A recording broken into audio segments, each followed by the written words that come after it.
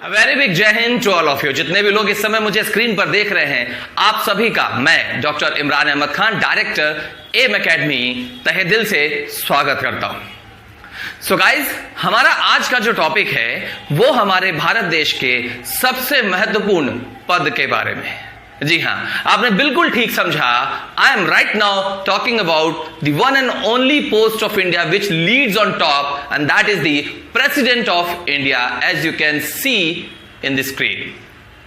Okay, अब बात यह आती है कि हमने इसके पहले आर्टिकल 52 से 62 तक जब राष्ट्रपति के बारे में जानकारी ली थी, तब वह जानकारी और जो अब मिलेगी जानकारी में अंतर क्या है। कहीं ऐसा तो नहीं कि वही वीडियो फिर से फॉर्मेलिटी के लिए रिपीट होगा और मेरा टाइम वेस्ट होगा, आपका टाइम वेस्ट होगा।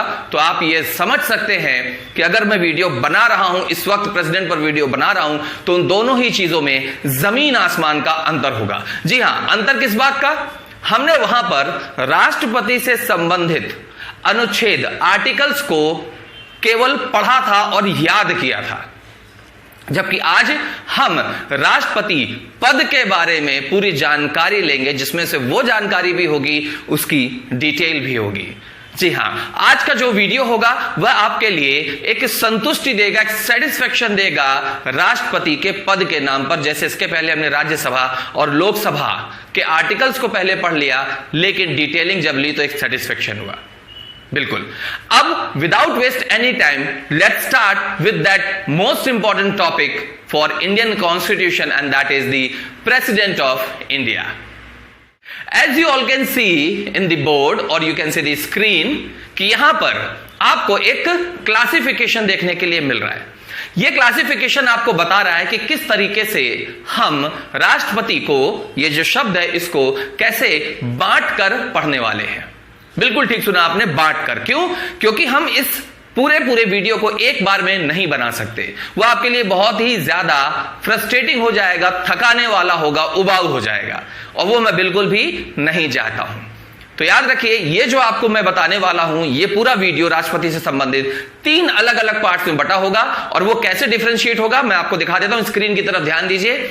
आपके लिए सबसे पहले जानना जरूरी है कि राष्ट्रपति को जब हम पढ़ने वाले हैं तो हम 2 हिस्सों में राष्ट्रपति को समझ सकते हैं। एक राष्ट्रपति जो पद है उसके बारे में, और एक जो राष्ट्रपति व्यक्ति बना हो हमारे देश में उसके बारे में। जब हम व्यक्ति के बारे में पढ़ेंगे तो हम सबसे पहले उन व्यक्तियों के, जितने भी राष्ट्रपति हमारे देश में बने हैं, उनके कोड को और कोड की डिकोडिंग को पढ़ेंगे।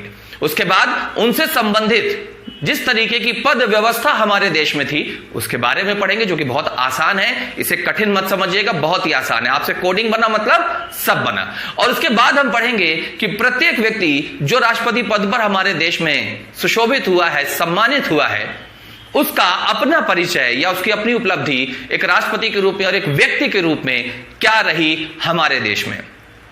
Okay, so this was about the, जब राष्ट्रपति एक व्यक्ति के रूप में पढ़ेंगे। और जब हम पद पर जाएंगे तो पद में सबसे पहले हम राष्ट्रपति का परिचय पढ़ेंगे। गौर से स्क्रीन की तरफ देखिए, बहुत जरूरी है। हम उसके बारे में परिचय लेंगे, फिर उसकी योग्यता और शर्तों के बारे में जानकारी लेंगे। उसके बाद हम उसका निर्वाचन को यानी इलेक्शन को समझेंगे। इलेक्शन के लिए उसका जो इलेक्शन कमेटी होता है, मंडल जो होता है निर्वाचन, उसको पढ़ेंगे। उसको पढ़ने के बाद उसकी प्रणाली को, कि इलेक्शन प्रोसेस कैसी होती है, उसको समझेंगे। और उसके बाद हम राष्ट्रपति का चुनाव जो भारत में हुआ, तो अगर उसमें कुछ चेंजेस हुए या कुछ नई बातें हुई, उसको भी जानेंगे। और उसके बाद हम राष्ट्रपति के चुनाव के स्थान को, उसके समय को, उससे संबंधित विवाद और शपथ संबंधी महत्वपूर्ण तथ्यों को पढ़ेंगे। साथ ही त्यागपत्र, वेतन भत्ते और महाभियोग, जिसे इंपीचमेंट के बारे में बोलते हैं, वो पढ़ेंगे। ठीक, तो यह हुआ हमारे दूसरा हिस्सा, राष्ट्रपति पद का हाफ पार्ट। इसके अलावा राष्ट्रपति के पद की कुछ शक्तियां होती हैं, सामान्य शक्ति के रूप में पढ़ेंगे। वह किन किन पदों में लोगों की नियुक्ति कर सकता है उसको पढ़ेंगे। सैन्य शक्ति, राजनयिक और राजदूत में अंतर समेत बहुत सारे लोगों को कंफ्यूजन होता है कि राजनयिक और राजदूत क्या होते हैं, यानी कि हाई कमिश्नर और एम्बेसडर में डिफरेंस क्या होता है, उसके बारे में भी हम पढ़ेंगे। विधायी शक्तियां और विधेयक को देने वाली शक्तियां, अध्यादेश यानी प्रेसिडेंशियल ऑर्डर को जारी करने वाली शक्तियां, वीटो पावर के बारे में हम पढ़ेंगे। वित्तीय यानी फाइनेंशियल पावर क्या होती है, न्यायिक मतलब जुडिशियल पावर क्या होती है, किस तरीके से वो क्षमादान की शक्ति आर्टिकल 72 में लेता है वो सुप्रीम कोर्ट से परामर्श लेने, और आपातकाल यानी इमरजेंसी संबंधी टॉपिक भी हम पढ़ेंगे।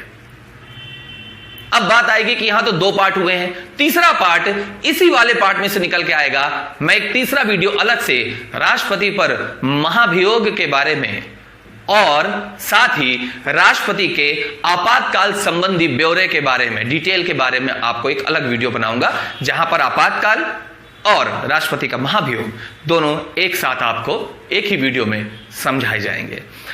जैसे ही मैंने इन सब चीजों के बारे में बात की, तो जो आप मुझे स्क्रीन पर देख रहे हैं, जी हां, आप थोड़ा सा डर गए हैं अंदर से। बिल्कुल भी डरने की जरूरत नहीं है, क्योंकि यहां पॉइंट्स इतने सारे हैं का मतलब यह नहीं है कि हर पॉइंट में बहुत लंबी चौड़ी डिटेल है।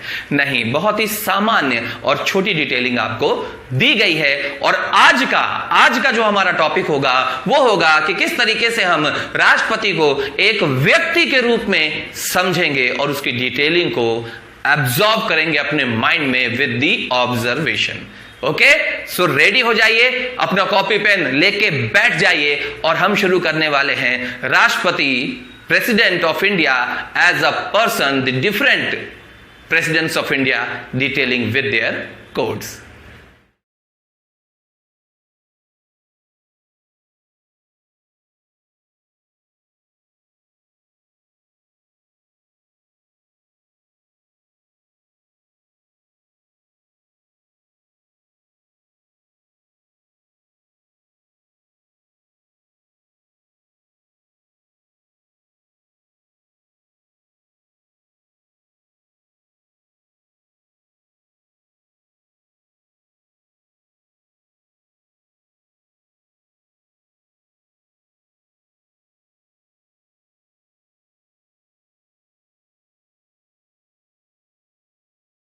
So, welcome you again. As you all can see in the screen, एक एक करके आपको भारत के जितने भी राष्ट्रपति हैं उन सभी की फोटोग्राफ्स, उनका सीक्वेंस और उनके बारे में जनरल डिटेल्स मैं दूंगा, जिसका सबसे पहला भाग है, आप स्क्रीन में देख सकते हैं कि भारत के सभी राष्ट्रपति पद को सुशोभित करने वाले, उस पर ऑनर फील करने वाले सभी भारतीय नागरिकों के फोटोग्राफ्स इन सीक्वेंस आपको दिख रही हैं। मेरा ऐसा मानना है कि जब तक आप भारत के राष्ट्रपति पद के बारे में बेहतर जानकारी लेना चाहते हैं तो वह तब तक पूरी नहीं हो सकती जब तक कि उस पद को बयान करने वाले वह सभी भारतीय नागरिक जिनके बारे में हमें जानना चाहिए हम नहीं जान लेते हैं तब तक। यह आपके लिए पहला मौका होगा जब आप सुकून से हमारे देश के सभी ऐसे महान लोगों के फोटोग्राफ्स देख पा रहे हैं। इसमें से कुछ स्वर्गवासी हो चुके हैं और कुछ हमारे बीच में लीजेंड्स अभी भी हैं, तो उनकी फोटोग्राफ्स आप देख सकते हैं, इनको जानना है। ये सभी वे लोग जो वर्तमान माननीय श्री रामनाथ कोविंद जी से पहले के हैं, सभी की फोटोग्राफ्स आपको दिख रही है विद नेम, राइट। इसके बाद हम शुरू करते हैं कि आगे एक एक करके प्रत्येक देश के राष्ट्रपति की एक जनरल डिटेल हमें पता चले एज इंडियन प्रेसिडेंट और एज अ पर्सन ही और शी वॉज। ओके, इसमें सबसे पहला जो नाम आता है, जैसा आप स्क्रीन में देख रहे हैं, सबसे पहला नाम हमारे देश के पहले राष्ट्रपति और संविधान सभा के पहले स्थायी अध्यक्ष बनने वाले श्री राजेंद्र प्रसाद जी। राजेंद्र प्रसाद जी के बारे में आप जो फैक्ट्स देख रहे हैं उन्हें गौर से सुनिए, चाहे तो आप लिख भी सकते हैं। वह यह कि ये देश के पहले राष्ट्रपति थे जो बिहार राज्य से बिलोंग करते थे। इसके अलावा प्रमुख यह है कि इन्होंने राष्ट्रपति पद पर 2 बार आसन ग्रहण किया है, साथ ही सबसे लंबा राष्ट्रपति कार्यकाल भी इनका रहा, और जैसा कि मैंने बताया संविधान सभा के ये पहले स्थायी अध्यक्ष भी बने। अब यहां 2 चीजों को हमको समझना है कि अगर इनको कोई अवार्ड मिला है तो उसके बारे में हम जान लें, और इनका कोई विशेषता रही है तो उसके बारे में हम जान लें। तो पहले मैं अवार्ड की बात करता हूं। 1962 में भारत का सर्वोच्च नागरिक सम्मान 1962 में भारत रत्न इन्हें प्रदान किया गया था। याद रखिएगा, ये पूछा जाता है। राजेंद्र प्रसाद जी के लिए सबसे लंबा राष्ट्रपति कार्यकाल क्यों बोला गया, जरा समझिएगा। हमारे देश की राजेंद्र प्रसाद जी के बाद ऐसी व्यवस्था रही है कि कोई भी राष्ट्रपति एक से दूसरे कार्यकाल पर नहीं गया, वह जा सकता था लेकिन नहीं गया। इस पर कोई नियम नहीं है, बस यूं ही किसी ने दूसरा कार्यकाल कंटिन्यू नहीं किया अलावा राजेंद्र प्रसाद जी के। अब पूरी बात को समझिएगा। हमारी संविधान सभा का गठन होकर हमारे संविधान को लागू करने के लिए जो डेट आ गई थी वो थी 26 जनवरी 1950 और 1952 में, जी हां 1952 12 मई हमारा पहला राष्ट्रपति के लिए चुनाव उस हिसाब से हुआ, उस हिसाब से जिस हिसाब से हमारे संविधान ने, हमारी संविधान पुस्तक ने एक चुनाव प्रणाली बनाई थी।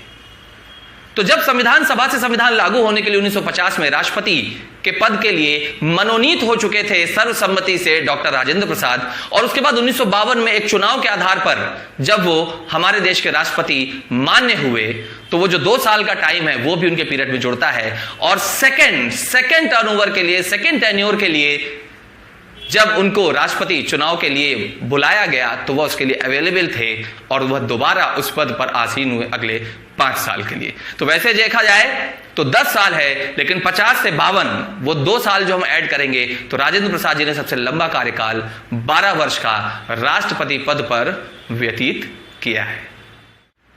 इसके बाद हम बात करते हैं हमारे देश के दूसरे राष्ट्रपति राधाकृष्णन जी की। जैसा कि आप देख सकते हैं वहां साफ लिखा हुआ है कि हमारे देश के दूसरे राष्ट्रपति थे।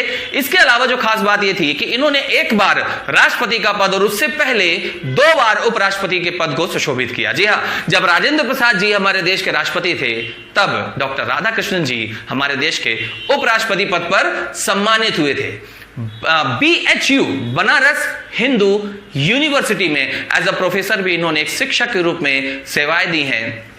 मैं ऐसा सोचता हूं कि कितने लकी होंगे वो लोग जिन्होंने BHU में इस महान पर्सनालिटी से शिक्षा हासिल की है।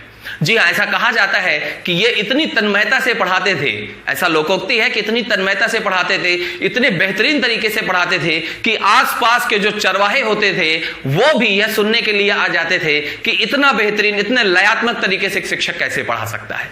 ये उनकी महानता थी और शायद इसी वजह से, और मुझे क्या शायद नहीं, मुझे तो लगता है इसी वजह से एक शिक्षक के रूप में इनके बर्थडे को, इनके जन्म दिवस को शिक्षक दिवस के रूप में 5 सितंबर हम अभी भी सेलिब्रेट करते हैं और आगे भी करते रहेंगे। इन्हें सर की उपाधि भी दी गई थी, एक शिक्षक की बेहतरीन उपाधि से इन्हें नवाजा गया था। इसके अलावा इनकी एक पुस्तक थी जिसके बारे में काफी चर्चा होती है और बड़ी प्रसिद्ध पुस्तक है, पॉजिटिवली चर्चा होती है, वो the Hindu view of life.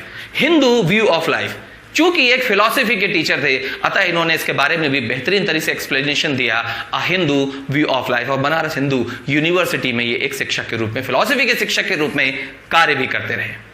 और इसमें कोई दो मत नहीं है कि इतने बड़ी शख्सियत को अगर भारत रत्न मिला हो। जी हां, लेकिन खास बात यह है 1954 में जब इन्हें भारत रत्न मिला तो इनके साथ में और 2 लोगों को मिलाकर कुल 3 लोगों को भारत रत्न मिला था। लेकिन कभी आपसे एग्जाम में पूछा जाए कि भारत रत्न पाने वाले प्रथम व्यक्ति, तो याद रखिए गुरु का नाम पहले आता है, प्रथम व्यक्ति राधा कृष्णन जी का होगा। राजगोपालाचारी और रमन, सीवी रमन, इनको भी इनके साथ में मिला, लेकिन पहला नाम आप लेंगे हमारे शिक्षक का, सर का, राधा कृष्णन जी का। ओके, चलिए तीसरे नंबर पे आते हैं जाकिर हुसैन साहब। जाकिर हुसैन साहब के बारे में, ये तीसरे हमारे देश के राष्ट्रपति थे और मोस्ट इंपॉर्टेंटली ये देश के पहले मुस्लिम राष्ट्रपति थे। इसके अलावा एक फैक्ट इनके साथ जुड़ता है, इसको जरा समझिएगा। इनकी कार्यकाल में ही मृत्यु हो गई थी। दुर्भाग्यवश अपने वर्किंग टेन्योर में, अपने ही ऑफिस में हार्ट अटैक की वजह से इनकी डेथ हो गई थी और उस डेथ की वजह से अनायास ही राष्ट्रपति का पद खाली हो गया। तो उस समय उपराष्ट्रपति के पद पर वीवी गिरी जी थे और उन्होंने क्या किया, एक उपराष्ट्रपति होने की वजह से राष्ट्रपति के पद को संभाला, लेकिन वो अगले राष्ट्रपति के चुनाव में खड़े होना चाहते थे, इसलिए उन्होंने उपराष्ट्रपति के पद से इस्तीफा दिया। और नियम यह कहता है संविधान का कि जब देश का उपराष्ट्रपति राष्ट्रपति के पद को संभाल रहा हो और उस समय वो इस्तीफा दे दे या पद छोड़ दे तो देश में चीफ जस्टिस ऑफ इंडिया यानी कि हमारे उच्चतम न्यायालय सुप्रीम कोर्ट के जो मुख्य न्यायाधीश होंगे वो पद को संभालेंगे। और उस समय पर जस्टिस हिदायतुल्लाह हमारे देश के CJI थे, तो उन्होंने पद संभाला और वीवी गिरी चुनाव लड़कर, जैसा कि आप स्क्रीन में देख सकते हैं, चुनाव के बाद अगले जो प्रेसिडेंट हमारे बने वो वीवी गिरी बने, जिन्हें 1975 में भारत रत्न दिया गया था। इसके अतिरिक्त वीवी गिरी हमारे देश के चौथे राष्ट्रपति बनते हैं। इनका पूरा नाम था वराह वेंकट गिरी। कहीं कहीं पर लिखा हुआ आता है वराह गिरी वेंकट गिरी। मुझे लगता है वराह वेंकट गिरी इनका सही नाम है। इनके साथ एक बहुत खास बात जुड़ी हुई है। देखिए, उनका नाम वीवी गिरी है। वी साइन होता है विक्ट्री का, वी यानी 2 टाइम विक्ट्री। दूसरे चक्र की मतगणना में जी हां, दूसरे चक्र की मतगणना में भी दूसरा चक्र और मतगणना क्या होता है राष्ट्रपति का, ये मैंने आपको बताया कि ये आपको पता चलेगा अगले वीडियो में जब मैं राष्ट्रपति पद के बारे में आपको बताऊंगा। फिलहाल सुन लीजिए, वी गिरी यानी 1 और 2 दूसरे चक्र की मतगणना में विजयी होने वाले ये भारत के अब तक के एकमात्र राष्ट्रपति हुए हैं। साथ ही जैसा कि मैंने आपको बताया कि जब हमारे जाकिर हुसैन साहब की डेथ हुई उस समय पर ये कार्यवाहक राष्ट्रपति बने, उपराष्ट्रपति होते हुए, इसलिए हमारे देश के पहले उपराष्ट्रपति भी हैं। ये फैक्ट्स हैं, ये सब पूछे जाएंगे। ओके, इसके बाद हम चलते, जैसा कि आप स्क्रीन में देख सकते हैं, फखरुद्दीन अली अहमद साहब। ये हमारे देश के 5वें राष्ट्रपति हुए। जी हां, 5वें राष्ट्रपति और दूसरे मुस्लिम राष्ट्रपति। लेकिन इनके साथ भी दुर्भाग्यवश जो फैक्ट जुड़ता है वह यह है कि इनकी भी डेथ अपने कार्यकाल में ही हो गई। और तब उस समय जो उपराष्ट्रपति हमारे थे बीडी जत्ती साहब ने इनकी जगह पर राष्ट्रपति, एक कार्यवाहक राष्ट्रपति के रूप में पद संभाला था। इसके बाद आते हैं नीलम संजीव रेड्डी जी। जी हां, नीलम संजीव रेड्डी जी। इनके साथ जो एक गजब का फैक्ट जुड़ता है वो फैक्ट यह है कि पहली बात तो 6वें राष्ट्रपति हैं और दूसरा आंध्र प्रदेश के सीएम भी रह चुके थे। अब आप कहेंगे वो गजब का फैक्ट क्या है, तो गजब का फैक्ट ये है कि ये निर्दलीय चुनाव राष्ट्रपति का लड़ते हैं, जिसमें से पहली बार जब इन्होंने चुनाव लड़ा था तो ये हार गए थे, लेकिन दूसरी बार जब इन्होंने वो निर्दलीय पक्ष से ही चुनाव लड़ा तो निर्विरोध जीते। जी हां, नीलम संजीव रेड्डी, नी से नीलम संजीव रेड्डी, नी से निर्विरोध जीत दर्ज की थी नीलम संजीव रेड्डी जी ने देश के राष्ट्रपति पद पर। इसके बाद अगला नंबर आता है ज्ञानी जैल सिंह साहब का। जी हां, ज्ञानी जैल सिंह हमारे देश के 7वें राष्ट्रपति हुए। साथ ही इनके साथ जो एक फैक्ट जुड़ता है वो ये कि अब तक के भारत के एकमात्र राष्ट्रपति जिन्होंने वीटो पावर का यूज किया। जी हां, वीटो पावर। जिन्हें वीटो पावर नहीं मालूम है, मैं बात को बोल दूं कि अगले वीडियो में जब हम राष्ट्रपति पद के बारे में पढ़ेंगे तो वीटो पावर की एक्सप्लेनेशन दी जाएगी। ये 3 टाइप के होते हैं, जिसमें से जो मेन वीटो होता है वो होता है पॉकेट वीटो, जिसे जेबी वीटो भी कहते हैं, जेब वाला वीटो। वही वीटो पावर इन्होंने यूज किया था। डाकघर संशोधन संबंधी एक अधिनियम था राजीव गांधी जी के प्रधानमंत्री सरकार के कार्यकाल के समय। ऑपरेशन ब्लू स्टार जैसी भी कुछ घटनाएं इनके समय पर हुई थी, उनके बारे में बहुत ज्यादा जानकारी लेने की जरूरत नहीं है। इंपॉर्टेंट ये है कि जैल सिंह के द्वारा, यानी जैल सिंह जी के द्वारा क्या किया गया था, वीटो पावर का यूज किया गया था 1986 में। ओके, इसके बाद जो अगले राष्ट्रपति हमारे हुए वो थे देश के 8वें राष्ट्रपति श्री आर वेंकट रमन। इसके अलावा हम देखेंगे कि सबसे ज्यादा प्राइम मिनिस्टर्स को यानी प्रधानमंत्रियों को शपथ दिलाने का श्रेय यानी नंबर भी इनके पास है। मतलब सबसे ज्यादा प्रधानमंत्रियों को शपथ भी इन्होंने दिलाई। आप चाहें तो अपने कौतूहल को पूरा करने के लिए यह जांच सकते हैं कि इनके समय पर कितने प्रधानमंत्री शपथ लिए थे। अगला नंबर यानी कि 9वां स्थान आता है डॉक्टर शंकर दयाल शर्मा का। जी हां, इनका संबंध आपसे हमसे भी है, क्योंकि मध्य प्रदेश के पहले और अब तक के एकमात्र व्यक्ति हैं जिन्होंने क्या लिया है, देश का राष्ट्रपति पद से सम्मान लिया है। ये हमारे मध्य प्रदेश के भी सीएम रह चुके थे। और जो सबसे इंपॉर्टेंट मुझे लगता है जानने योग्य बात वह यह कि 52 से 56 तक इन्होंने सीएम के पद को सुशोभित किया था मध्य प्रदेश में, और living legend of law recognition भी इनको दिया गया था इंटरनेशनल लॉ कमेटी की तरफ से।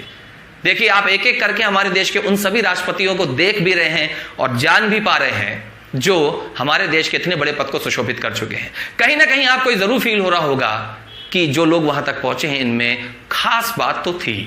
ये अंदर से बहुत ही विशेष व्यक्ति थे, बाहर से भी इनकी विशेषताएं दिखती थी। दुर्भाग्य हमारा है कि अब तक हम इनके बारे में नहीं जानते थे, लेकिन एम एकेडमी में अगर आप पढ़ रहे हैं तो एजुकेशन आपका कंप्लीट होगा, और वो कंप्लीट एजुकेशन आप फिलहाल देख रहे हैं। अगला नंबर जो आता है वह क्या नारायणन साहब का आता है, जो कि हमारे देश के 10वें राष्ट्रपति थे। साथ ही लोकसभा से मतदान करने वाले ये पहले राष्ट्रपति हुए, और इसके अलावा अपने राज्य की विधानसभा को संबोधित भी इन्होंने किया। ऐसे यह पहले राष्ट्रपति थे। विधानसभा मैं आपको पहले भी बता चुका हूं कि जैसे देश में लोकसभा ऐसे राज्य में विधानसभा। मैं फिर रिपीट करना चाहूंगा कि यह कहलाता है कोर एजुकेशन जो आपको एम एकेडमी अवेलेबल कराता है। वो ये कि देखिए आज विधानसभा लोकसभा की बात हो रही है तो कहीं ना कहीं बेस आपको क्लियर है कि इसकी जगह कहां है। तो मैंने बताया नारायण साहब देश के 10वें राष्ट्रपति जिन्होंने लोकसभा से भी मतदान किया, विधानसभा को संबोधित भी किया, और साथ ही साथ बड़ा महत्वपूर्ण है कि हमारे देश के अब तक के पहले दलित राष्ट्रपति हुए, साथ ही पहले मलयाली राष्ट्रपति भी हुए। दूसरे श्री रामनाथ कोविंद वर्तमान में स्थान ग्रहण चुके हैं, दूसरे दलित है, लेकिन पहले हुए थे के.आर. नारायणन। इसके बाद नंबर आता है जैसा आप स्क्रीन में देख रहे हैं, देखने के साथ ही हमको एक अपनापन फील होने लगता है, कुछ ज्यादा ही अपनापन मिस्टर कलाम साहब का, एपीजे कलाम, जिनका पूरा नाम है अबुल पाकिर जैनुल आबदीन अब्दुल कलाम। इन्हें मिसाइल मैन ऑफ इंडिया कहा गया, ऐसा आप सब जानते हैं, लेकिन एक खास बात मैं आपको बताता हूं, अब्दुल कलाम साहब को जनता के द्वारा जनता का राष्ट्रपति होने का श्रेय मिला है। ऐसा नहीं है कि बाकी लोग ऐसे नहीं, लेकिन इनकी अपनी पर्सनालिटी कुछ ऐसी खास थी जिसकी वजह से आम जनसाधारण इन्हें भारतीय जनता का राष्ट्रपति मानता है। यह उपाधि उन्हें मिली हुई है। आपको पता है कि यह वैज्ञानिक थे, तो वैज्ञानिक पद पर होते हुए देश के राष्ट्रपति पद को संभालने वाले अब तक के एकमात्र भारतीय हुए हैं। बाकी की इनकी डिटेल आपको स्क्रीन पर दिख रही है, उसे आप आराम से पढ़िए और इनके बारे में जितनी जानकारी ले उतनी कम है। साथ ही अब आप स्क्रीन में ये देख सकते हैं कि आपके सामने कुछ बुक्स बताई गई हैं, 2 कैडर पे हैं, रेड कलर से लिखी हुई हैं, जिसमें आपके सामने फिलहाल 12 से 13 बुक्स की डिटेलिंग दी हुई है। और अब सेकंड स्क्रीन में आपको और 12 बुक्स यानी टोटल 25 बुक्स हैं जो श्री कलाम साहब के द्वारा लिखी गई हैं और उनके नाम से चलती हैं। मैंने वो एक लिस्ट आपको दी है। अगर आप अपने नॉलेज को और बेहतर करना चाहते हैं, 1, 2, 4 नंबरों से एग्जाम से बाहर नहीं होना चाहते हैं, तो इस डिटेल को नोट कर लीजिएगा, पढ़िएगा और याद कीजिएगा। इसके बाद नंबर आता है हमारे देश की पहली और अब तक की एकमात्र महिला राष्ट्रपति का, जिनका नाम है श्रीमती प्रतिभा देवी सिंह पाटिल। ये हमारे देश की 12वीं राष्ट्रपति रही, और खास बात जो इनके बारे में जानकारी लेने लायक है वो ये है कि इन्होंने राज्यपाल का पद राजस्थान में सुशोभित किया था इसके पहले, और लगभग 5 बार ये महाराष्ट्र की विधानसभा से सांसद भी चुनी गई थी। साथ ही इनके लिए एक बड़ा ही महत्वपूर्ण फैक्ट है कि सुखोई विमान जो हमारे भारत का है, सुखोई विमान उड़ाने का श्रेय, पहला महिला राष्ट्रपति जो उसमें सवार हुई का श्रेय भी इनके पास है, प्रतिभा देवी सिंह पाटिल। और आखिरी पड़ाव की तरफ हम चलते हैं, प्रणब मुखर्जी जी जो हमारे देश के 13वें राष्ट्रपति बने थे। जानने योग्य बात यह है कि राष्ट्रपति बनने से पूर्व ये कांग्रेस की सरकार में वित्त मंत्री भी रह चुके हैं, और इसके अलावा इन्हें एक पुरस्कार मिला था जो 1997 में इन्हें मिला था, बेस्ट सांसद का, सबसे बेहतरीन सांसद का पुरस्कार भी इन्होंने प्राप्त किया था। पद्म विभूषण भी इसके अलावा इन्हें मिल चुका है। सो गाइस, ये पूरी डिटेल थी हमारे देश के सभी राष्ट्रपतियों से संबंधित। उम्मीद मैं ये करता हूं कि अब ये जो भी नाम थे, अब तक आप नाम से परिचित थे, अब इनके काम से, इनकी विशेषताओं से और इनके चेहरे से भी आप बाखूबी परिचित हो चुके हैं। मेरा ऐसा मानना है कि यदि हम इस देश के नागरिक हैं और हमें ही नहीं पता कि हमारे भारत देश, हमारे महान भारत देश का प्रथम नागरिक कौन कौन बन चुका है, तो यह हमारा दुर्भाग्य है। लेकिन यकीन मानिए, अब वास्तविकता में आपका दुर्भाग्य हो जाएगा यदि आप इन चीजों को अभी भी नहीं समझ पाते हैं। आज की वीडियो में बस इतना ही, इतनी ही जानकारी आपके लिए काफी है। इसे फिनिश करिए, वाइंड अप करिए अच्छे तरीके से। इसके बाद अगले वीडियो में मैं राष्ट्रपति पद से संबंधित जो भी पूरी डिटेल है, लाइन वाइज, पॉइंट वाइज और एकदम सिंपल तरीके से आपको समझाने के लिए अवेलेबल रहूंगा। तब तक के लिए इस उम्मीद के साथ कि आप सुरक्षित रहेंगे, अपने लोगों को सुरक्षा का ध्यान रखेंगे और स्वस्थ रहेंगे, मस्त रहेंगे। हम फिर अगले वीडियो में मिलते हैं। Thank you so much. जय Hind to all of you.